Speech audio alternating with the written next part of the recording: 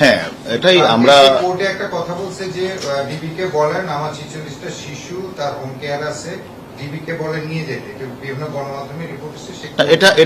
এটা তো আমি বলি, সে যে তথাকথিত মানবতার ফেরিওয়ালার সেজে বিভিন্ন মানুষকে প্রতারিত করে তাদেরকে এই কিছু বৃদ্ধ, অনাথ এবং তারা মানসিকভাবে ভারসাম্যহীন এই সকল লোকদেরকে পুঁজি করে তিনি যে বিভিন্ন জায়গা থেকে যে টাকা কামাচ্ছিলেন, এই টাকাগুলো তার অ্যাকাউন্টে জমাই হচ্ছিল, বাট সে কিন্তু কোনো টাকায় খরচ করছিলেন না, তাদেরকে চিকিৎসার সেবা দিচ্ছিলেন না।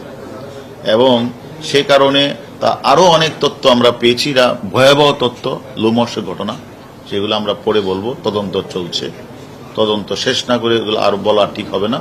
তবে যে তার যে এই আশ্রমে যে কয়জন অনাথ শিশু, বৃদ্ধ, প্যারালাইজড, মানসিক ভারসাম্য যে মানুষগুলি আছে, সে জেলে আছে, সে আমাদের কাছে রিমান্ডে আছে। আমরা মনে করি আমরা একজন বিশিষ্ট ব্যক্তিকে আমরা পেয়েছি, সে আমাদের কাছে কালকে আসছিল, তার নাম আলহাজ শামসুল হক, ফাউন্ডেশনের কর্ণধার। সে তাকে আমরা রিকোয়েস্ট করেছি যে আপনার তো ফাউন্ডেশন আছে, সে ফাউন্ডেশনটা দিয়ে আপনি যে আপনার ওই যে তথাকথিত মাদক সেবক যে মিল্টন সমাদ্দার, তার যে আশ্রম ওল্ড অ্যান্ড চাইল্ড কেয়ার, এই আশ্রমের বাচ্চা বা অনাথ বা বৃদ্ধ যারাই রয়েছে তাদের জন্য খাওয়া দাওয়া, চিকিৎসার সামগ্রী ব্যয়ভার বহন করে, এবং সে আমাদের কাছে সম্মত হয়েছেন এবং সবকিছুর ব্যয়ভার নেবেন, এবং সেখানে একজন কন্টিনিউয়াস একজন ডাক্তার রাখবেন, তাদেরকে চিকিৎসা সেবা দিবেন, এবং যা খরচ হবে তিনি আমাদের কাছে স্বীকার করেছেন উনি তার শামসুল হক ফাউন্ডেশন থেকে সব ব্যয়ভার বহন করবেন।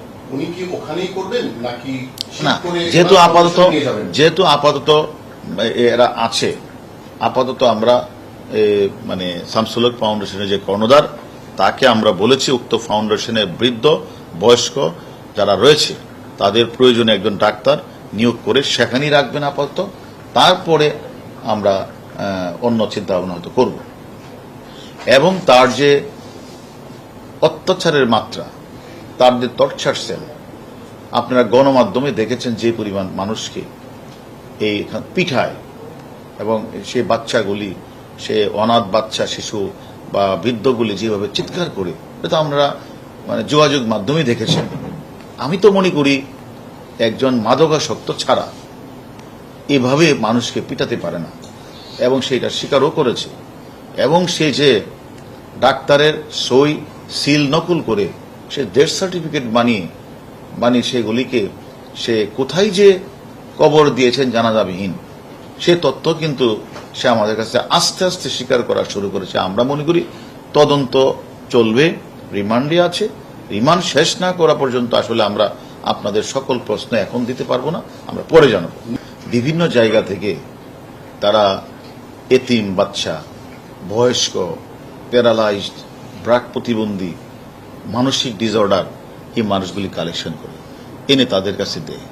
এখন তাদের স্বাভাবিক কারণেই এই লোকগুলি আত্মীয় স্বজনের খোঁজখবর তো কেউ জানে না।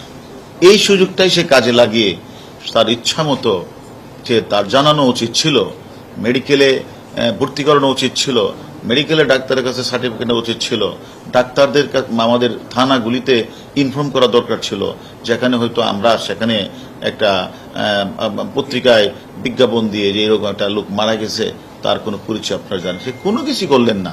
মনের ইচ্ছা মতো রাতের বেলা ডেথ সার্টিফিকেট বানালেন, আর মনের ইচ্ছা মতো কোথায় যে কবর দিলেন সেটাও আমরা তার কাছ থেকে জানার চেষ্টা করছি, জানার পরে আপনাদের জানাবো। তবে এই যে ফাউন্ডেশনে যে সকল অনাথ বাচ্চা শিশুরা রয়েছে, বৃদ্ধরা রয়েছে, ওল্ড অ্যান্ড চাইল্ড কেয়ারে আশ্রমে, আমরা মনে করি তাদের যেন খাওয়া দাওয়া, থাকা, ডাক্তারি সেবার কোনো সমস্যা না হয়, সে কারণে আমি মনে করি আলহাজ ফাউন্ডেশনের কর্ণধার ইনি একজন আসল মানবতার ফিরিওয়ালা, তিনি এগিয়ে আসছেন, এবং উনি বলেছেন আমাদেরকে যতদিন লাগে ততদিন উনি খাওয়াবেন এবং তাদের চিকিৎসার সার্বিক ব্যবস্থা উনি করবেন। আমি মনে করি আরো সমাজে যদি এরকম কোন মানবতার ফেরিওয়ালা থাকে, ওই যে মানে মাদকসেবী মেল্টন সমাদদারের মতো না, অরিজিনাল যারা ফাউন্ডেশন মানুষের সেবা করার ব্রত নিয়ে আসে, আমি মনে করি আসলে আমি মনে করি এই বাচ্চা শিশুগুলি, এই এতিম বা অটিজম বাচ্চা বা অটিজম মানুষগুলি অনেক সুবিধা হবে।